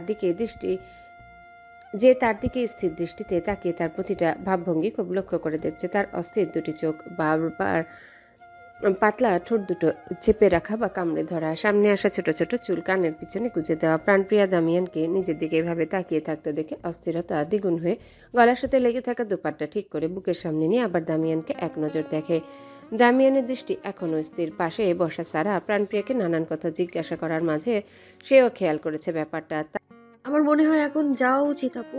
তার আর অস্থিরতা সহ্য হচ্ছে না, এখন কেটে পড়তেই হবে মনে মনে বলে প্রাণপ্রিয়া। সারা ভ্রু কুচকায়। কেন, তোমার ফ্রেন্ড কি ফোন করেছে? প্রাণপ্রিয়া না সূচক মাথা নাড়ায়। না, হয়তো ফোন দেওয়ার কথা তার মাথায় নেই, তাই আমাকে খুঁজতে পারে। আর আমার অনেক ইম্পর্টেন্ট কাজও আছে, যাওয়া উচিত আমার। বলে প্রাণপ্রিয়া বসে থেকে উঠে চেয়ার সরিয়ে দ্রুত পায়ে রেস্টুরেন্ট থেকে বের হওয়ার জন্য হাঁটা ধরে। দামিয়ানের দৃষ্টি প্রাণপ্রিয়ার দিকে এখনো স্থির, তবে মুখে এবার গাম্ভীর্যতা ফুটে উঠেছে, কারণ প্রাণপ্রিয়া চলে যাওয়াটা যেন তার কাছে পছন্দ হয়নি। পাশ থেকে সারা বিরক্তি মুখে বলে, মেয়েটার জন্য কফি অর্ডার করেছিলাম, একবার ছুঁয়েও দেখেনি। এমন কোন ফ্রেন্ড অপেক্ষা করছে তার জন্য? রেস্টুরেন্ট থেকে বের হয়ে বুকে হাত দিয়ে স্বস্তির নিঃশ্বাস ফেলে প্রাণপ্রিয়া। তার দমটা যেন তখন আটকে ছিল। আল্লাহ, কিরে কোথায় গিয়েছিলি তুই? তোকে না আমি দাঁড় করিয়েছিলাম? ব্যস্ত পায়ে ইভান প্রাণপ্রিয়ার কাছে এসে জিজ্ঞাসা করে। সামনে থেকে প্রাণপ্রিয়া এতক্ষণ পর ইভানকে আসতে দেখে রাগে সে দাঁত কিরমির করে ওঠে। এই ছেলের কারণে তার অস্বস্তিতে ভুগতে হচ্ছিল। কোথায় হাওয়া হয়ে গিয়েছিলি? হ্যাঁ, এখন আমাকে জিজ্ঞেস করছিস আমি কোথায় গিয়েছিলাম? ফালতু ছেলে কোথাকার। আমার ইম্পর্টেন্ট কাজ পড়ে গিয়েছিল দোস্ত, রাগ করিস না। আমি অনেক দুঃখিত তো ভাবে দাঁড় করিয়ে যাওয়ার জন্য, কিন্তু তুই। প্রাণপ্রিয়া চোখ মুখ কুচকে বলে ওঠে, চুপ কর, আর একটা কথাও বলবি না। বলেই প্রাণপ্রিয়া সামনে হাঁটা ধরে। পেছন থেকে ইভান হাঁ করে শ্বাস ফেলে। এখন এই মেয়ের রাগ ভাঙাতে আল্লাহ জানে তার কি করতে হয়। ঘণ্টাখানেক পর কেনাকাটা শেষ করে প্রাণপ্রিয়া ইভান শপিং মল থেকে বের হয়ে সোজা বাইরে আইসক্রিমওয়ালার কাছে গিয়ে পছন্দ মতো আইসক্রিম কেনা শুরু করে। প্রাণপ্রিয়া রাগ কমানোর জন্য ইভান বলেছে আজ যে কয়টা আইসক্রিম খেতে ইচ্ছে করবে সে খাবে, তাই আর প্রাণপ্রিয়াকে আটকায় খেয়ে খুশি মনে বকবক দুষ্টুমি করতে করতে আইসক্রিম কিনে। অন্যদিকে লাঞ্চ করার পর কিছু সময় কাটিয়ে রেস্টুরেন্ট থেকে বের হয়ে দামিয়ান আর সারা গাড়িতে উঠে বসে। তবে হঠাৎ সারার চোখ পড়ে বাহিরে কিছু দূরে আইসক্রিমের দোকানের সামনে দাঁড়ানো প্রাণপ্রিয়া আর ইভানের দিকে। ও মাই গড, ওটা ডক্টর ইসরাফিল আঙ্কেলের ছেলে ইভান আর প্রাণপ্রিয়া না? সারার কথা শুনে দামিয়ান সারার দিকে তাকায়। এরপর তার চোখ বরাবর বাহিরে প্রাণপ্রিয়া আর ইভান উচ্চস্বরে হাসাহাসি দুষ্টুমি করছে। দুজনে একে অপরের হাত ধরা, যে কেউ দেখলে বলবে তারা প্রেমিক প্রেমিকা। সারা নিজেও হেসে বাহিরের দিকে তাকিয়ে এই কথাটা বলে, তবে এর সত্যিটা এমন কিছুই না। দামিয়ানের গাড়ির স্টিয়ারিং ধরা হাত আস্তে আস্তে দৃঢ় হয়। প্রাণপ্রিয়ার মুখের হাসি আর হাসতে হাসতে ইভানের উপর ঢলে পড়া খুবই বিরক্তকর। সে চোখ সরিয়ে গাড়ি স্টার্ট করে। ওই আশ্রিতা ডক্টরের ছেলের জন্য চলে এসেছিল, তার সামনে থেকে এই ছেলের জন্য এসেছিল, এই ছেলের সাথে দেখা করার জন্যে। বাহিরে সন্ধ্যা হতে না হতে আবরার ম্যানশনের চারিপাশে ঝলমল আলোয় আলোকিত। এই সময়টা রাজকীয় আবরার ম্যানশনের সৌন্দর্য একদম অন্যরকম। সারা হাতে চায়ের কাপ নিয়ে বারান্দায় দাঁড়িয়ে বাহিরের এই সৌন্দর্য দেখছে। পিছে বেতের সোফায় বসা মিসেস চৌধুরী বলে ওঠেন, এঙ্গেজমেন্টটা হলে আমি আর তোমার বাবা একদম স্বস্তির নিঃশ্বাস ফেলবো। কবে থেকে এর জন্য অপেক্ষা করেছিলাম আমরা। অবশেষে আবরার পরিবারের সামাজিকভাবে সদস্য হবে তুমি। সারা দীর্ঘশ্বাস ফেলে বলে, এতে লাভ কি হবে? মিসেস চৌধুরী মেয়ের এমন কথায় বাঁকা হাসেন। কি লাভ না হবে? সারা মায়ের দিকে ঘুরে তাকায়। আমি জানি তুমি কোন লাভের কথা বলছো। দামিয়ানের সাথে বিয়ে হলে হুমায়ুন আঙ্কেল তার ব্যবসার সব কিছু আমাকে দেবে, কিন্তু আমার তো এমন লাভ চাই না। পুরোটা জীবন আমার ফর্মালিটি সম্পর্কের মধ্যেই চলে যাবে, যেখানে কোনো ভালোবাসা থাকবে না, শুধু থাকবে দায়িত্ব। মিসেস চৌধুরী মেয়ের অবুঝ ইমোশনাল কথাবার্তা শুনে বসা থেকে উঠে মেয়ের দিকে এগিয়ে গিয়ে শক্ত কণ্ঠে বলে, ভালোবাসা মাই ফুড। কি হবে ভালোবাসা দিয়ে? কি হয়? এসব মাথা থেকে বের করো। আমাদের স্ট্যাটাসের সাথে ভালোবাসার এইসব মানায় না। সব কিছুই বিজনেস নিয়ে হয়। আর কি বললে? তোমার এমন লাভ চাই না? সিরিয়াসলি সারা, 6 বছর ধরে এই বাসায় আসা যাওয়া কি এমনি হচ্ছে আমাদের? তোমাকে আমি এখানে এমনি রেখেছি? তোমার বাবা আর তোমার হুমায়ুন আঙ্কেলের বিজনেস ডিল এমনি হচ্ছে? সারা অন্যদিকে তাকায়। মিসেস চৌধুরী মেয়ের চিবুক ধরে নিজের দিকে ঘুরিয়ে বলেন, মা বাবা কখনো সন্তানের খারাপের জন্য কিছু করে না। তাই এত দূর এসে এমন ইমোশনাল অবুঝের মতো কথা না বলে দামিয়ানের দিকে ফোকাস দাও আর তার সাথে বেশি বেশি সময় কাটাও। যতটুকু পারা যায় তাকে বোঝাও তুমি তার জন্য পারফেক্ট। সারা মায়ের চোখের দিকে তাকিয়ে দীর্ঘশ্বাস ফেলে মাথা নাড়ায়। মিসেস চৌধুরীর মুখে হাসি ফুটে ওঠে। আচ্ছা, কাল তো তুমি আমাদের সাথে বাসায় যাবে, তাই না? সারা চোখ মাথা নাড়ায়। আচ্ছা ঠিক আছে, তবে বেশি দিনের জন্য বাসায় থাকা যাবে না, আবার এখানে চলে আসতে হবে। কারণ ধনী ছেলে তার মধ্যে পুরোপুরি বাংলাদেশীয় না, কখন কোথায় নজর পড়ে যায় বলা যায় না। মায়ের এমন কথা শুনে সারা কপাল কুঁচকে যায়। মানে বাড়ির আশেপাশে চোখে পড়ার মতো সৌন্দর্য আছে, হ্যাঁ জানি।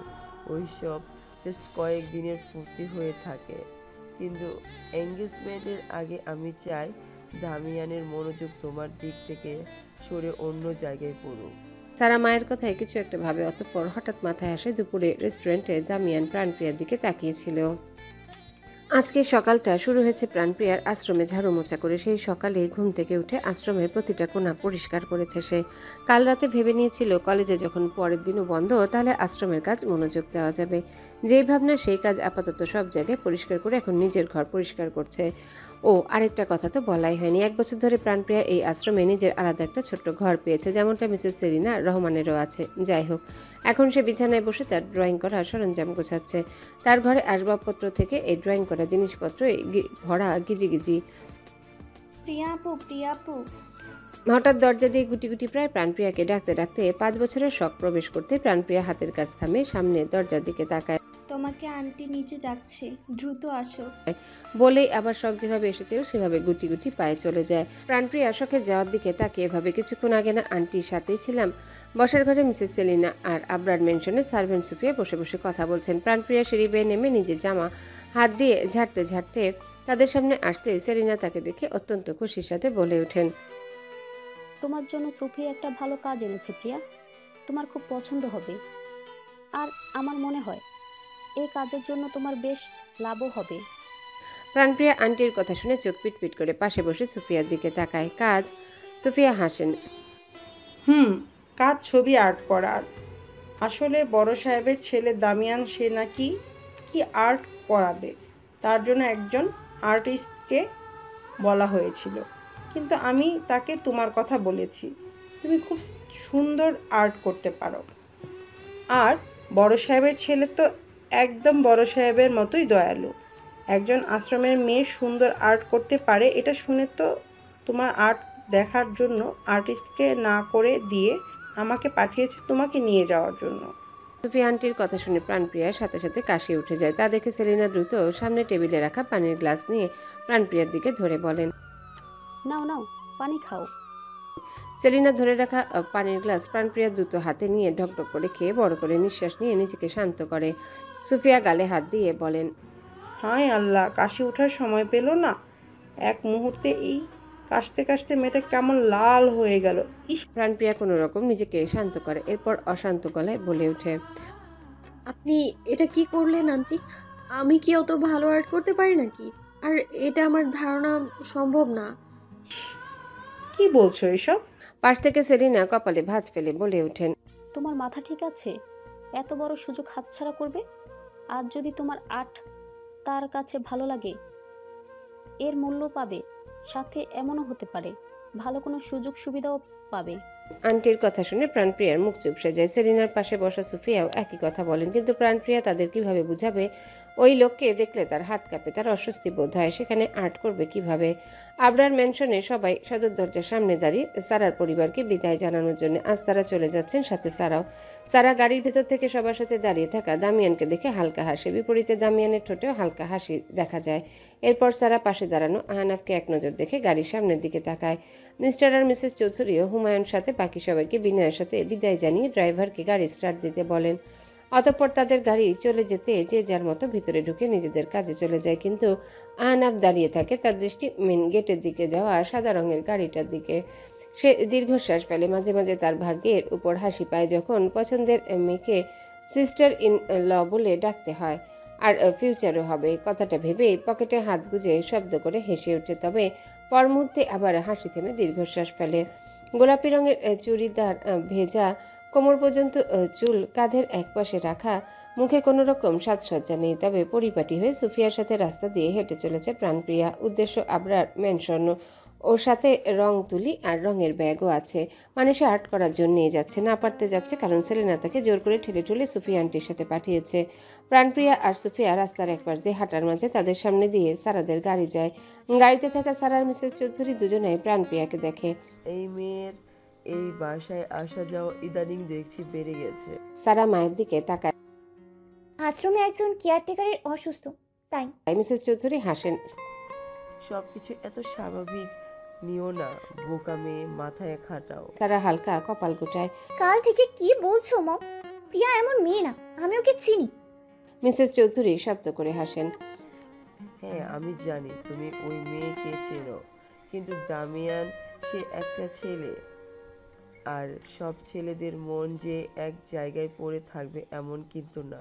সারা বিরক্ত হয়, এমন না হলে নেই, আমার জাস্ট ওর বউ হওয়া দরকার, আমি হব। এখন দয়া করে চুপ করে, ভালো লাগছে না বলে সারা এক হাত কপালে দিয়ে চোখ বন্ধ করে। তবে আবারও মাথায় আসে দামিয়ান রেস্টুরেন্টের প্রাণপ্রিয়ার দিকে তাকিয়েছিল। গেস্ট হাউসের বসার ঘরের খোলা জায়গায় দাঁড়িয়ে আছে দামিয়ান, দৃষ্টিটা ঝিলের স্বচ্ছ পানির দিকে। পেছন থেকে নিকলা এসে সাবধান কণ্ঠে বলে, স্যার সব কিছু রেডি। দামিয়ান ঝিলের দিক থেকে দৃষ্টি সরিয়ে পিছু ঘুরে তাকায়। নিকলায় দৃষ্টি নত করে। ওকে, তুমি এখন যেতে পারো। নিকলায় মাথা নাড়ায়, জি স্যার বলে ঘুরে চলে যেতে নিলে আবার দামিয়ানের সামনে এসে দাঁড়ায়। স্যার কিছুদিনের মধ্যে ক্যাপ্টেন ম্যামও বাংলাদেশে আসছে রাশিয়া থেকে। নিকলার পুরো কথা শেষ করার আগেই দামিয়ান হাত উঁচু করে থামিয়ে দেয়। পরশু তুমি রাশিয়াতে যাচ্ছ, তোমার প্লেনের টিকিট কাটা হয়ে গেছে। স্যারের এহেন কথায় নিকলায় মনে মনে দারুণভাবে ঝটকা খায়, তবে উপর দিয়ে কোনো রকম প্রতিক্রিয়া ছাড়া সোজা দাঁড়িয়ে থাকে। দামিয়ান বাঁকা হাসে। আমার আর মম অনুপস্থিতি রাশিয়ার সবকিছু তুমি গিয়ে সামলাবে, কারণ আমি তোমাকে ছাড়া আর কাউকে বিশ্বাস করি না। নিকলায় ঢোক গিলে মাথা নাড়ায়। জি জি স্যার। দামিয়ানের হাসি চওড়া করে, গুড, তবে আরেকটা কথা, তোমাকে রাশিয়া পাঠাচ্ছি এটা বাবা যাতে না জানে। নিকলাইফের মাথা নাড়ায়। জি জি স্যার। দামিয়ান চোখ শুরু করে নিকলাইয়ের কাঁধে হাত রেখে আরও কিছু বলতে যাবে, তখনই গেস্ট হাউসে সদর দরজা দিয়ে সুফিয়া আর তার পিছে পিছে চুপসানো মুখ নিয়ে মাথা নিচু করে প্রাণপ্রিয়া প্রবেশ করে। আর পায়ের শব্দ শুনে দামিয়ানের সরু দৃষ্টি নিকলাইয়ের দিক থেকে সরে প্রাণপ্রিয়ার দিকে পড়ে।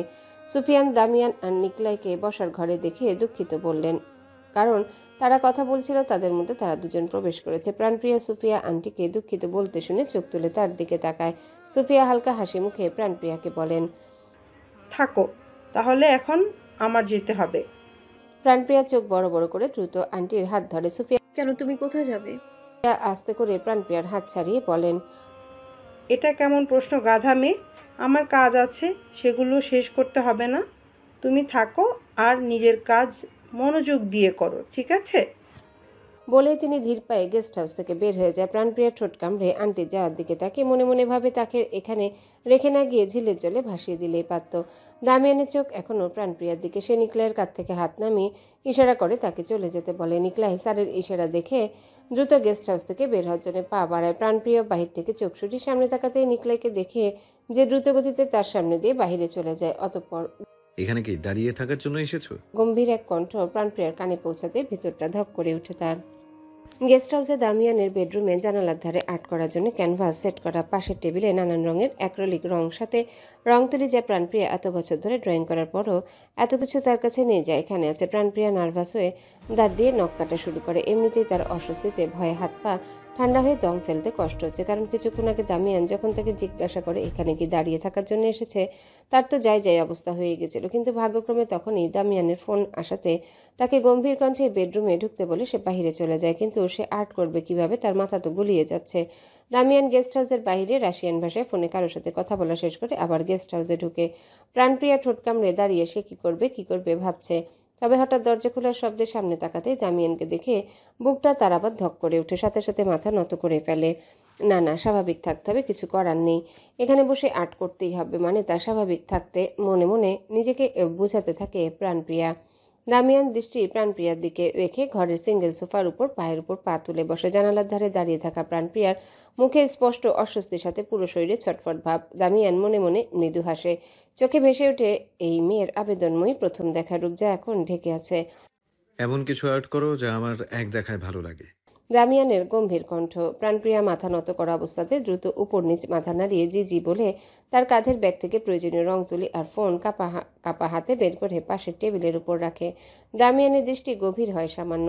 এই আশ্রিতা মেয়ের প্রতি তার দিন দিন আকর্ষণ খুব বিরক্ত, তবে খারাপ না। অপ্রয়োজনীয় হলেও সেই মেয়েকে তার সামনে চেয়েছে, কারণ তার অস্বস্তি সে উপভোগ করতে চায়, যেন এটা এক ধরনের বিনোদন। প্রাণপ্রিয়া এসির শীতল হাওয়াতেও ঘামছে। খুব আস্তে ধীরে নিজের ব্যবহৃত রং তুলি দিয়ে কিভাবে আর্ট করবে ভেবে রং মিক্স করছে। নতুন কোনো কিছুই ধরছে না সে। অতিরিক্ত নার্ভাস তার মধ্যে ঘাড় ঘোরালেই বারবার দামিয়ান বসা, তাই তার চোখ শুধু সোজা ক্যানভাসে। আশেপাশে কি হবে কোনো দিকে তাকাবে না, মনোযোগ দিয়ে আর্ট করবে আর এখান থেকে কেটে পড়বে। দামিয়ান তার সামনে টেবিলের উপর রাখা আইপ্যাড নিয়ে স্ক্রল করা শুরু করে, সাথে প্রাণপ্রিয়াকেও দেখে। আর এর মাঝে কেটে যায় ঘন্টাখানেক সময়। মনোযোগ দিয়ে প্রাণপ্রিয়া তার আর্ট কমপ্লিট করে ডাগর চোখ দিয়ে দেখে, রং তুলি দিয়ে কিছু জায়গা ঠিক করে। ভেতরে সে ঘন্টাখানেক পার হওয়ার পরও বিরক্তিকর নার্ভাসনেস, অস্থিরতায় ভুগছে। তবে আপাতত ঘরে দামিয়ান নেই। কেটে যাওয়ার সময়ের মধ্যে সে অনেকবার বাইরে গিয়েছে, আবার ভেতরে এসেছে। প্রাণপ্রিয়া কোমরে হাত দিয়ে বলে, যা হয়েছে পছন্দ হলে হবে, না হলে নেই। কিন্তু আমার পছন্দ হয়েছে। ভারী গলায় পেছন থেকে বলে ওঠে দামিয়ান। সাথে সাথে প্রাণপ্রিয়ার চোখ বড় বড় হয়ে হাত থেকে রং তুলে নিচে পড়ে যায়। দামিয়ান আস্তে আস্তে প্রাণপ্রিয়ার অনেকটা কাছে গিয়ে হালকা ঝুঁকে প্রাণপ্রিয়ার ঘাড়ের পাশ থেকে ক্যানভাসের দিকে তাকায়। সবুজ ঘাসে ভরা জায়গায় একটা মেয়ে হাতে কিছু ফুল নিয়ে দাঁড়িয়ে। এখানে খেয়াল করলে বোঝা যাবে আর্ট করা মেয়েটা কিছুটা সারার মতো। এদিকে দামিয়ানকে নিজের এতটা কাছে দাঁড়াতে দেখে প্রাণপ্রিয়া এতক্ষণ যতটা না অস্বস্তি বোধ করছিল, এখন মনে হচ্ছে যেন নিঃশ্বাস সত্যি বন্ধ হয়ে যাবে। দামিয়ান ক্যানভাস থেকে চোখ সরিয়ে এক নজর প্রাণপ্রিয়াকে দেখে সে বাঁকা হাসে, ইচ্ছে করে আরও একটু কাছে দাঁড়ায়। তারপর তার শরীরের স্মেল নেয়। প্রাণপ্রিয়া কেঁপে ওঠে। দ্রুত সরে যেতে নিলে দামিয়ান হাত দিয়ে পথ আটকে দেয়। তখনই দরজায় নক। স্যার আসবো? দামিয়ান কিছুটা বিরক্ত হয়ে সরে দাঁড়ায়। Come in. দামিয়ানের অনুমতি পেয়ে একজন সার্ভেন্ট হাতে ট্রেতে করে কিছু একটা নিয়ে এসে টেবিলের উপর রেখে আবার চলে যায়। প্রাণপ্রিয়া কাঁপছে, এসে চোখ বন্ধ করে ঠোঁট এত জোরে কামড়ে ধরেছে যে রক্ত বের হয়ে যাওয়ার মতো। দামিয়ান প্রাণপ্রিয়াকে এক নজর দেখে তার সিঙ্গেল সোফায় গিয়ে আবার পায়ের উপর পা তুলে বসে। আপাতত প্রাণপ্রিয়ার অবস্থা তাকে বিনোদন দিচ্ছে। তোমার আর্ট দেখে আমি ইমপ্রেস। আমার এক্সপেকটেশন থেকেও ভালো আর্ট করেছো, এর জন্য তোমাকে মূল্য দেওয়া হবে। তবে মূল্য ছাড়াও তোমার জন্য কিছু আছে। প্রাণপ্রিয়া জোরে জোরে নিঃশ্বাস নিয়ে চোখ খুলে তাকায়। তার ইচ্ছে করছে দৌড়ে এখান থেকে চলে যেতে। ভেতরে তার ভয় অস্বস্তি কয়েকগুণ বেড়ে গেছে। মুখ দিয়ে কথা বের হওয়া মুশকিল, তবুও কাঁপা কাঁপা কণ্ঠে বলে, জি জি ধন্যবাদ। বলেই দ্রুত হাতে কোনো মতে ব্যাগের ভেতর রং তুলি পরিষ্কার না করে ঢুকে মাথা নত করে ঘুরে দাঁড়ায়। দামিয়ান বুকে হাত গুজে ঘাড় হালকা কাত করে বলে, সামনে এসে বসো। হাতের ব্যাগটা শক্ত করে ধরে শুকনো ঢোক গেলে প্রাণপ্রিয়া মনে মনে নিজেকে আর কিছুক্ষণ থাকার সাহস দেয়। এরপর ধীরে ধীরে দামিয়ান বরাবর সোফায় বসতে দামিয়ান টাকার খাম প্রাণপ্রিয়ার কোলে ছুঁড়ে মারে। প্রাণপ্রিয়া ঠোঁট কামড়ে ছুঁড়ে দেওয়া টাকার খামটার দিকে তাকে ভীষণ অপমান বোধ হয়। তার মাথায় আসে আশ্রমে বলা সুফিয়া আন্টির কথা, যে বলেছিল বড় সাহেবের মতো তার ছেলেও দয়ালু। তোমার জন্য ট্রেতে কিছু রাখা আছে। প্রাণপ্রিয়া টাকার খাম থেকে চোখ তুলে এক নজর দামিয়ানকে দেখে সামনে টেবিলে রাখা ট্রের দিকে তাকায়। তার ইচ্ছে করছে না ট্রেতে কি আছে দেখার, কিন্তু না পারতে কাঁপা কাঁপা হাতে ট্রের উপর থেকে ঢাকনা সরাতে প্রাণপ্রিয়া অবাক চোখে তাকিয়ে থাকে। আইসক্রিম। দামিয়ানের দৃষ্টি প্রাণপ্রিয়ার দিকেই। সে তার প্রতিক্রিয়ার অপেক্ষাতে ছিল। তার মনে আছে কাল ডক্টরের ছেলের সাথে এই মেয়ে খুব খুশি সাথে আইসক্রিম খাচ্ছিল, কিন্তু এখন এই প্রতিক্রিয়া। প্রাণপ্রিয়া জিভ দিয়ে ঠোঁট ভেজায়। কাল ইভানের সাথে অনেকগুলো আইসক্রিম খাওয়ার ফলে রাতে খুব গলা ব্যথা ছিল, এখন আবার এই আইসক্রিম। বসে আছো কেন? দামিয়ানের প্রশ্ন। প্রাণপ্রিয়া আইসক্রিম থেকে চোখ সরিয়ে ঠোঁটে ঠোঁট চেপে বসা থেকে উঠে দাঁড়ায়। আপনাকে অনেক ধন্যবাদ, কিন্তু আমি আইসক্রিম খেতে পারবো না, দুঃখিত, আমার গলায় সমস্যা আছে। এখন আমি তাহলে যাই। বলে প্রাণপ্রিয়া চলে যেতে নিলে দামিয়ান বলে ওঠে, আমি কি যেতে বলেছি? প্রাণপ্রিয়া থেমে দামিয়ানের দিকে তাকায়। দামিয়ানের শীতল দৃষ্টি। বসো।